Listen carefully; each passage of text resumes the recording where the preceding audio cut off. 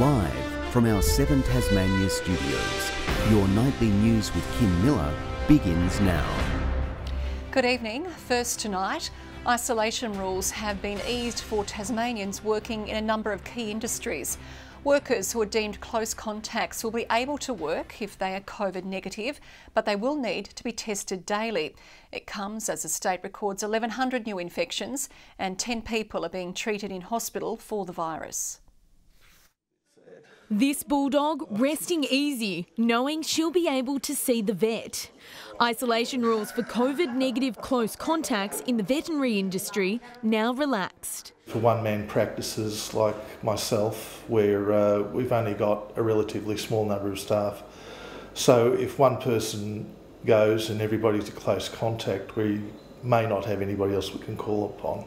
The construction industry, excluded from a list of services with an exemption, is seeking to be put on the list. Demand is soaring for new builds in Tasmania, and there's a growing number of workers unable to get on the tools. That's upwards of 1 in 10 construction workers have not returned from the Christmas break due to the need to isolate as close contacts, causing major delays. Missing a concrete pour, for example, might not be a 1 or 2 day delay. It might be 2 weeks before you can get that concrete truck back on site. Industries eligible for exemptions from midday tomorrow include emergency services, such as Ambulance Tasmania, police and firefighters, health service workers, prison workers, infrastructure services, transport, manufacturing, freight and logistics, including supermarket and postal workers.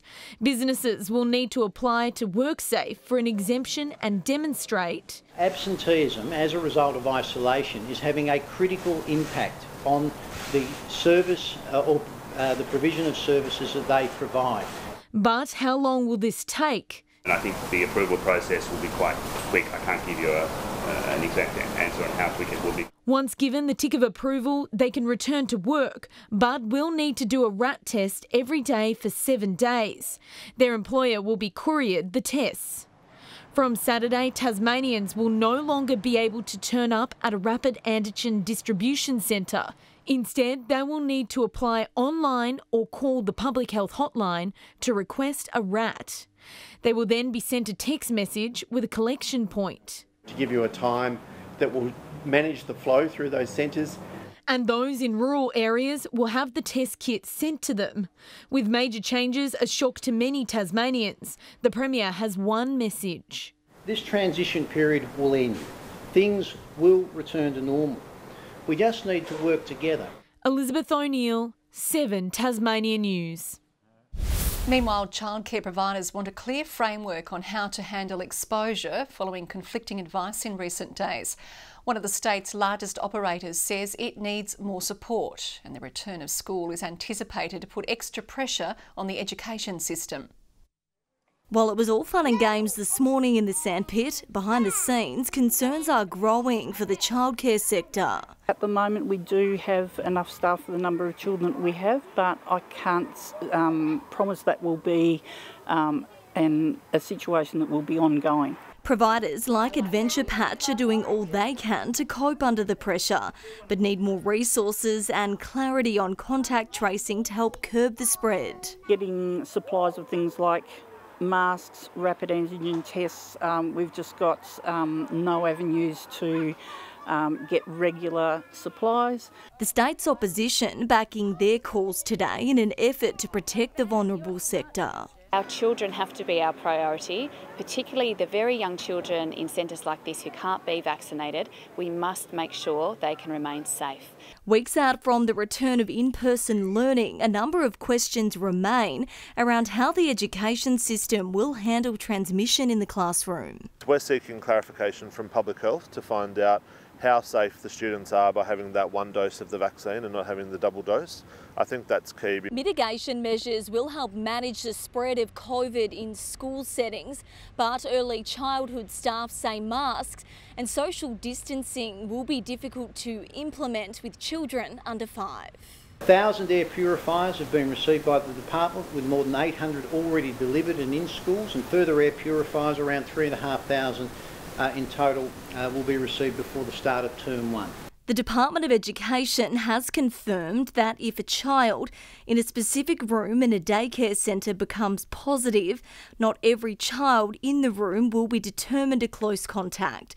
Based on risk assessment, Public Health will provide advice to the provider on a case-by-case basis. And we've had a number of childcare centres that have had cases amongst staff or children, and they're being managed relatively routinely. Contributing to a small number of hospitalisations. We do know that occasionally children will be admitted to hospital with COVID and may need closer monitoring or very rarely intensive care. Grace Evans, 7 Tasmania News. And developing news now, police are on the scene of a serious crash in Longford. Emergency services were called to the intersection of High and Wellington Streets just before 5 o'clock after reports of a collision involving a truck and a motorbike. The motorbike rider was treated at the scene. It's understood they are in a serious condition.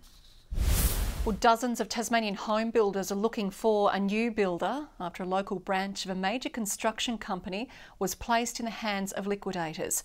After weeks of speculation, it has been confirmed Hotondo Homes' Hobart franchise will be wound up.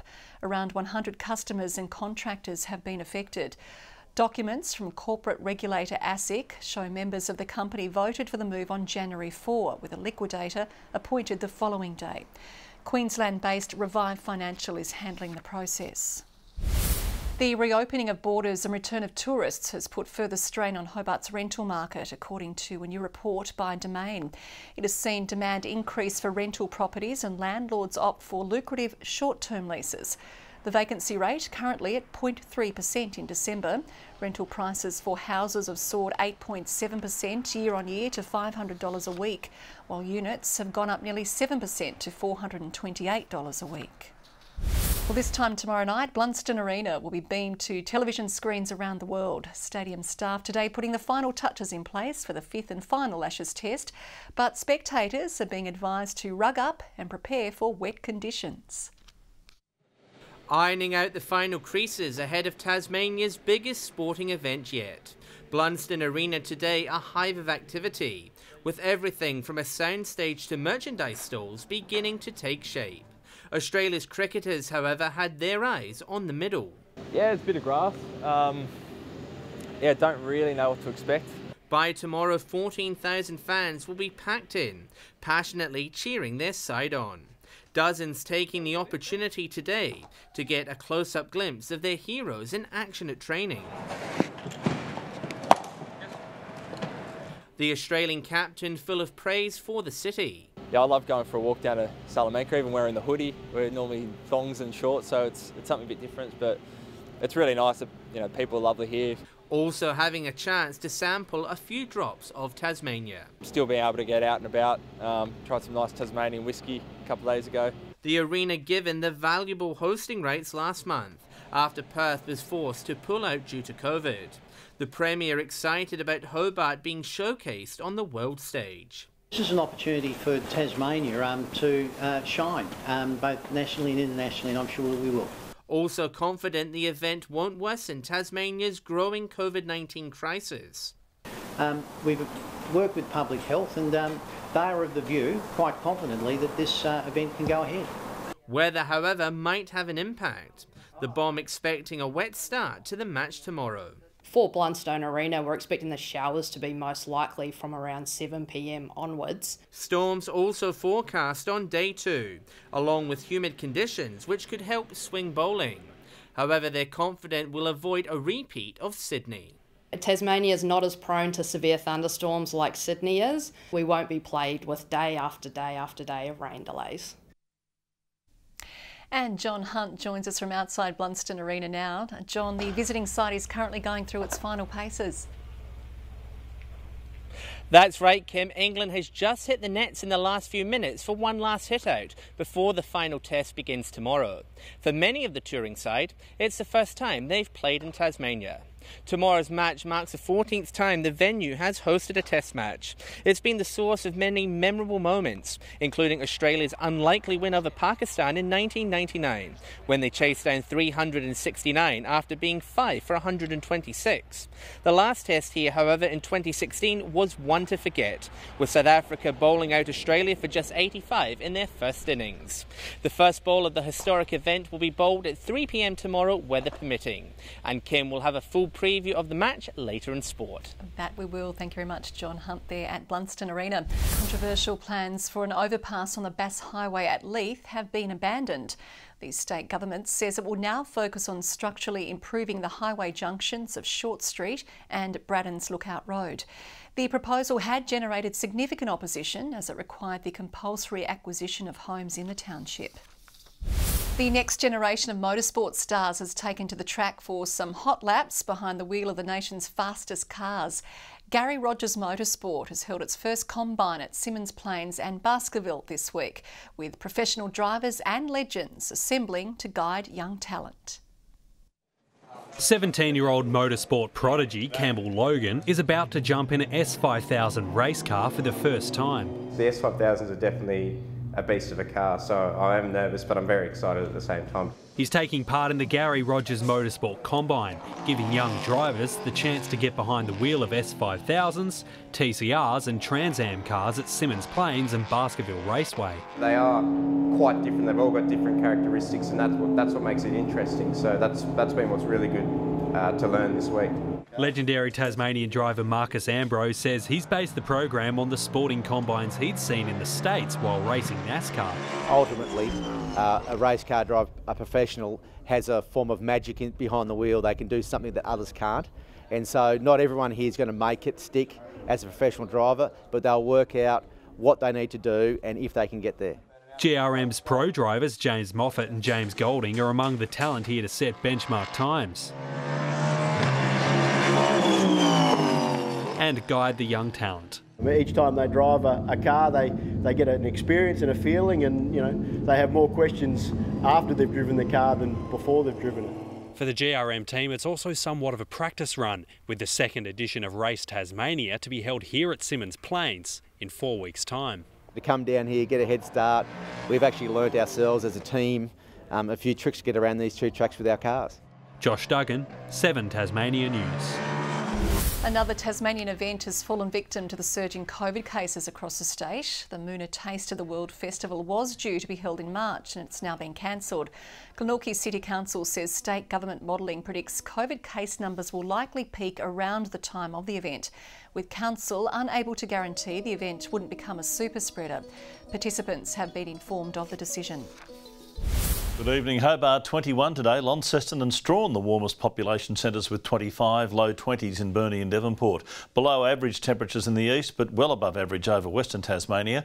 Ouse 24 today, Flinders Island, Smithton, Friendly Beaches and Grove all 23.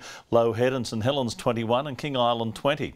Low level cloud over the northwest, the east and the northeast of the state that did clear during the afternoon. Some cover from a system off Mount Gambier over King Island. That cloud also affecting Victoria and central New South Wales. Lots of cloud of course over the top end and some convective cloud over the eastern seaboard blowing in. Tomorrow a low will be near our northwest with the high moving over the Tasman Sea. Winds east-northeasterly. That'll be over most waters as strong as 20 to 30 knots. Variable winds over the west tending south to southeasterly in the afternoon. Strong wind warning has been issued for the far northwest coast, the central north coast, along with the southeast and southwest. Hobart expecting a top of 22 with showers developing for day one of the test. 24 for Huonville, showers developing as well. Same for Campania, 24 degrees. Launceston, showers on the way as well, 25 the top, 21 for Devonport, showery for Georgetown, 23 the maximum. Burnie, a high of 19 degrees, 90% chance of rain, showers for Strahan, 27 degrees and 21 the top for Wynyard. while for St Helens, a top of 21 with showers, Swansea the same, and 21 also for Port Arthur. UV, however, an extreme 12 for tomorrow. On Saturday, showers extending statewide from late morning before clearing the north. A few showers for the west, south and east on Sunday, decreasing from around midday. And on Monday, fine and partly cloudy, apart from the chance of a shower over the west and east. Sunny and 28 in Perth, partly cloudy in Adelaide, a few showers and a possible storm for Melbourne, and showers on the way for Canberra and Sydney. Partly cloudy at the moment in Hobart, 19 degrees as we wait for the wet weather to move in for the cricket test. Launceston partly cloudy at the moment and Devonport partly cloudy and 20. Let's hope we get plenty of cricket in, Kim, and showcase Tasmania to the whole world, as our Premier said earlier. One of those times I agree with you. Thanks, Murph.